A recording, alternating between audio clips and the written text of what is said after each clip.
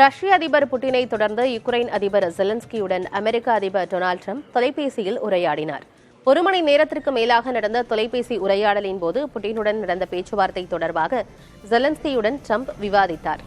தனது ட்ரூத் சமூக வலைதளத்தில் இது தொடர்பாக பதிவிட்டுள்ள ட்ரம்ப், ஜெலன்ஸ்கியுடனான தொலைபேசி உரையாடல் நல்ல முறையில் இருந்ததாகவும் போர் நிறுத்தம் தொடர்பான முயற்சியில் ரஷ்யாவும் யுக்ரைனும் சரியான பாதையில் செல்வதாகவும் குறிப்பிட்டுள்ளார். முன்னதாக ரஷ்ய அதிபர் புட்டினுடன் ட்ரம்ப் தொலைபேசி வாயிலாக ஆலோசனையில் ஈடுபட்டார். அப்போது யுக்ரைன் எரிசக்தி உட்கட்டமைப்பு மீதான தாக்குதலை நிறுத்துவது, சிறை கைதிகளை விடுவிப்பது உள்ளிட்டவை தொடர்பாக முடிவுகள் எடுக்கப்பட்டன.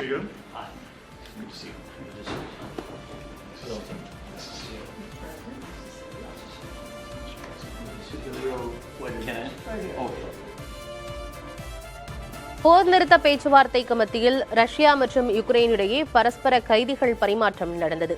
3 ஆண்டுகளுக்கு மேலாக நீடித்து வரும் ரஷ்யா யுக்ரைன் போரை முடிவுக்கு கொண்டுவரும் முயற்சியாக இரு நாட்டு அதிபர்களோடு அமெரிக்கா பேச்சுவார்த்தையில் ஈடுபட்டு வருகிறது. பேச்சுவார்த்தையின் போது சிறைபிடிக்கப்பட்டுள்ள ராணுவ வீரர்களை விடுவிக்க ரஷ்யா மற்றும் யுக்ரைன் தரப்பில் சம்மதம் தெரிவிக்கப்பட்டது. அதன்படி இரு நாடுகளும் தலா 175 கைதிகளை பரஸ்பரமாக பரிமாறிக்கொண்டன. கூடுதலாக போரின் போது பலத்த காயமடைந்த 22 யுக்ரைன் கைதிகளை ரஷ்யா மனிதாபிமான அடிப்படையில் விடுவித்தது. ரஷ்யாவால் விடுவிக்கப்பட்ட யுக்ரைனிய சிறை கைதிகளை அவர்களது உறவினர்கள் கண்ணீர் மல்க கட்டியணைத்து வரவேற்றனர். ஐக்கிய அரபு அமீரகம் தலைமையில் நடந்த கைதிகள் பரிமாற்றம் நல்ல முறையில் அமைந்ததாக ரஷ்ய ராணுவ அமைச்சகம் தெரிவித்துள்ளது.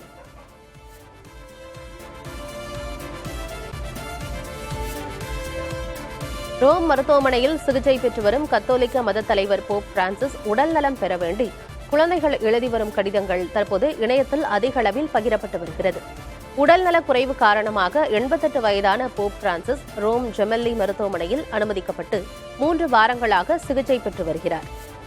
இதனிடையே போப் பிரான்சிஸ் உடல்நலம் பெற வேண்டி உலகம் முழுவதும் உள்ள கிறிஸ்தவர்கள் பிரார்த்தனையில் ஈடுபட்டு வரும் நிலையில் போப் பிரான்சிஸ்க்கு ஏராளமான சிறுவர்கள் கடிதங்களை எழுதி வருகின்றனர்.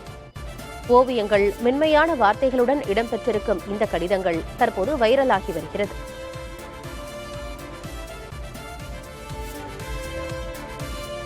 அமெரிக்காவில் ஆட்குறைப்பு நடவடிக்கையின் தொடர்ச்சியாக பாதுகாப்புத் துறையில் பணியாற்றிய 60,000 பேர் நீக்கப்பட்டுள்ளனர். அமெரிக்க அதிபராக பதவியேற்ற ட்ரம்ப் அரசின் செலவினங்களை குறைக்கும் நோக்கில் பல்வேறு துறைகளில் பணியாற்றி வரும் பணியாளர்களை நீக்கி வருகிறார். ட்ரம்பின் ஆட்குறைப்பு நடவடிக்கைக்கு எதிராக பல போராட்டங்கள் நடைபெற்று வரும் நிலையில் அமெரிக்காவின் பாதுகாப்புத்துறை தலைமையகமான பென்டகனில் பணியாற்றி வந்த 60,000 பேரை ட்ரம்ப் அரசு நீக்கியுள்ளது. உலகின் சக்தி வாய்ந்த ராணுவத்தை கொண்ட அமெரிக்காவின் பாதுகாப்புத்துறை தலைமையகமான பென்டகனில் சுமார் 1,00,000 பேர் பணியாற்றி வருகின்றனர்.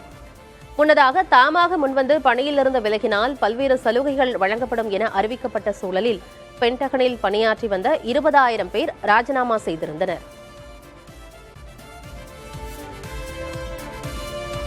இத்தாலியில் படகு கவிழ்ந்த விபத்தில் 6 அகதிகள் உயிரிழந்தனர்.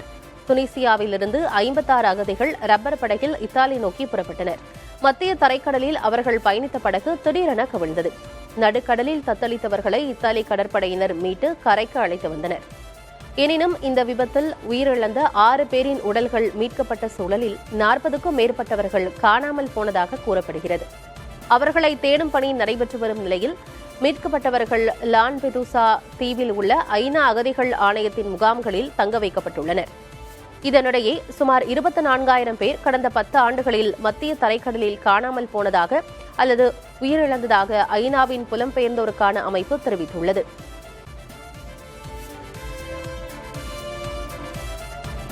ஏமனில் ஹவுதி கிளர்ச்சியாளர்களை குறிவைத்து அமெரிக்கா மீண்டும் தாக்குதல் நடத்தியது. தலைநகர் சனா மீதான தாக்குதலில் ஏராளமான கட்டடங்கள், குடியிருப்புகள் சேதமடைந்தன. அமெரிக்கா மேற்கொண்ட இந்த தாக்குதலில் பெண்கள், குழந்தைகள் என சுமார் 10 பேர் காயமடைந்ததாக தகவல்கள் தெரிவிக்கின்றன.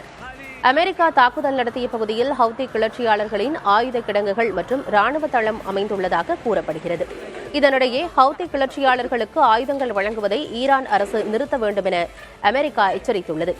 ஏற்கனவே ஹவுதி கிளர்ச்சியாளர்கள் தோற்கடிக்கப்பட்டுவிட்டனர், விரைவில் அவர்கள் முற்றிலுமாக அழிக்கப்படுவார்கள் எனவும் அமெரிக்க அதிபர் ட்ரம்ப் தனது ட்ரூத் சமூக வலைதளத்தில் பதிவிட்டிருக்கிறார்.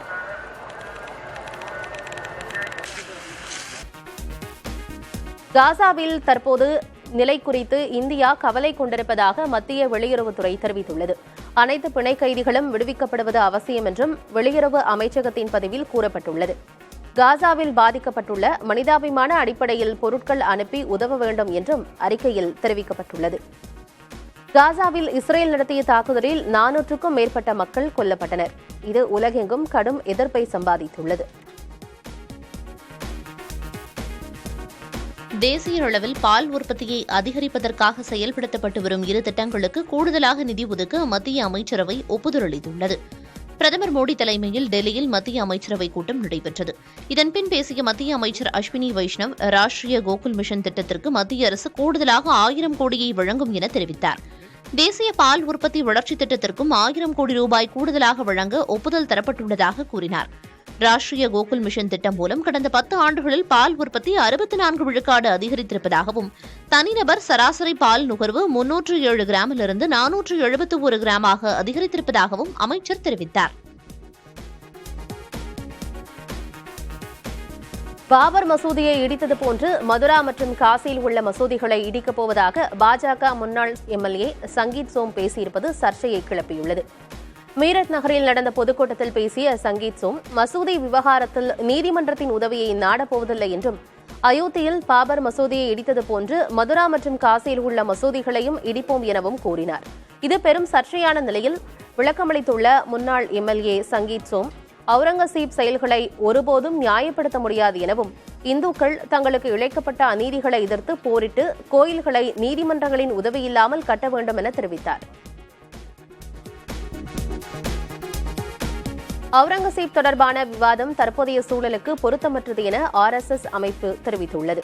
மகாராஷ்டிரா மாநிலம் குல்தாபாத் பகுதியில் அமைந்துள்ள முகலாய மன்னர் அவுரங்கசீப் கல்லறையை அகற்ற வேண்டும் என இந்து அமைப்புகள் தெரிவித்து வரும் நிலையில் RSS அமைப்பின் மூத்த தலைவர் சுனில் அம்பேத்கரிடம் இது தொடர்பாக கேள்வி எழுப்பப்பட்டது. அதற்கு பதிலளித்த சுனில் அம்பேத்கர், தற்போதைய சூழலுக்கு அவுரங்கசீப் குறித்த விவாதம் தேவையற்றது என கூறினார். அத்துடன் நாக்பூரில் நடந்த கலவரம் குறித்து பேசிய அவர், எந்தவொரு வன்முறையும் சமூகத்தின் ஆரோக்கியத்திற்கு நல்லதல்ல என தெரிவித்தார். நாக்பூரில் நடந்த வன்முறையை கண்டிப்பதாகவும் சுனில் அம்பேத்கர் குறிப்பிட்டார். மதுரை மாவட்ட பாஜக நிர்வாகி மரணத்தில் சந்தேகம் இருப்பதாக கூறப்படும் நிலையில் அதற்கு காவல்துறை தரப்பில் விளக்கம் கொடுக்கப்பட்டுள்ளது.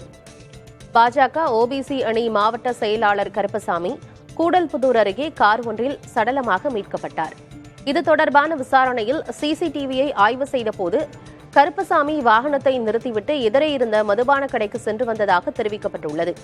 மருத்துவக் குழு பரிசோதனை செய்ததில் மூச்சுத் திணறல் ஏற்பட்டு கருப்பசாமி உயிரிழந்திருக்கலாம் என்றும், இருப்பினும் உடல் உறுப்புகள் நோயியல் பிரிவிற்கு ஆய்வுக்காக அனுப்பப்பட்டுள்ளது எனவும் கூறப்பட்டுள்ளது.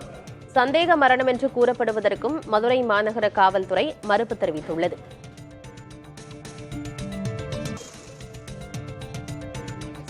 மத்திய அரசு ஆட்சியில் ஊடக சுதந்திரத்திற்கு மிகுந்த பாதிப்பு ஏற்பட்டிருப்பதாக திமுக MP R. ராசா கூறியுள்ளார்.